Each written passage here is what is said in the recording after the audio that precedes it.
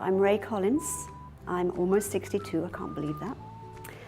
And I've been participating at the centre for 6.5 years. I've been volunteering here for 4 years. I used to be a dental hygienist, and I found that to be a career that was very satisfying. But unfortunately, I had to retire early due to my miserable back. So my tale of discovering the senior centre is that for almost 20 years, I've been walking past the inconspicuous doorway of the South Granville Senior Centre, probably 2 or 3 times a day. And while I didn't notice the entrance, what I had noticed was the great big wooden sign outside advertising the events and weekly activities. And I wasn't overly intrigued at first, being rather preoccupied with work. But when my GP suggested yoga to help manage chronic back pain, gentle yoga, Monday 9:30, $5, leapt out at me from the sign. And when I went to register, Vina was behind the reception desk. And in addition to signing me up for the autumn session of yoga, she easily persuaded me to become a member by mentioning the astoundingly low fee of $20 per year. Moreover, I was invited into the office to fill out the application form, there being no count on my side of the window. This had the effect of making South Granville Senior Centre very welcoming. It's surprisingly informal, so different from other equivalent organisations. The inclusive atmosphere actually starts at the top with Clemenza, director. She's so warm and bubbly, it's delightful to be around her, and the 3 tireless staff, Tanya, Alex, and Maria Jose. They're easygoing, capable, and very diplomatic. So, as a member, I enjoyed participating in yoga, attending Spanish lessons, presentations, and so on. But being a volunteer, that is truly rewarding. It gives me a sense of purpose, of usefulness. I get a kick out of helping people. I think that's left over from my career as a dental hygienist.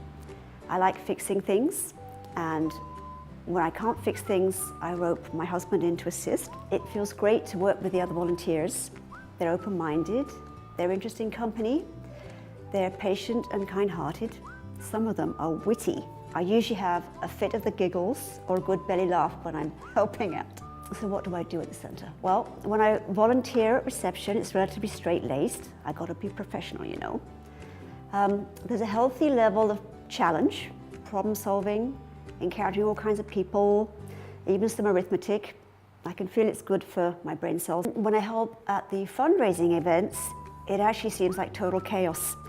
There are dozens of helpers scurrying about, the occasional tinkle of breaking glass, but it's all good-natured and the work gets done in the end. But when I support Wendy in Latin dance class, well, that's all fun and games. It's meeting new people, moving to music, responding to one's partners. It's such a great way to improve coordination, balance, and fitness, cognitive and physical. Best of all, it doesn't feel like work. As we don't have many gentlemen here, I'm learning to lead in salsa and merengue. So there's an added mental challenge, planning and remembering dance moves. Dancing also does wonders for my low back pain. I'm convinced that volunteering at South Granville Senior Centre has elevated my mood. I find contributing, even in a minor way, fosters self-worth.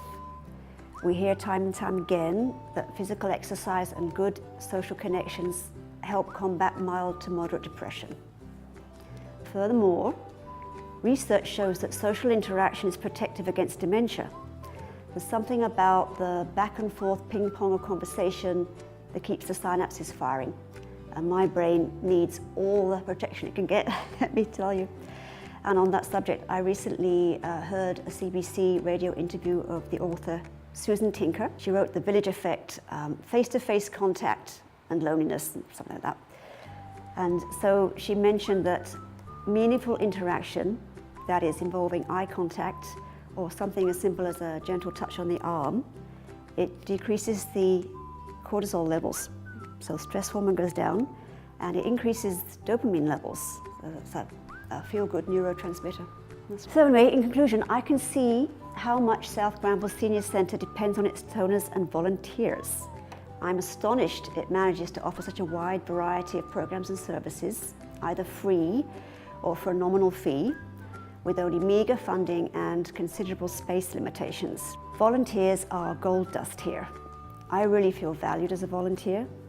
I wish that other baby boomers would find out for themselves how rewarding this experience is.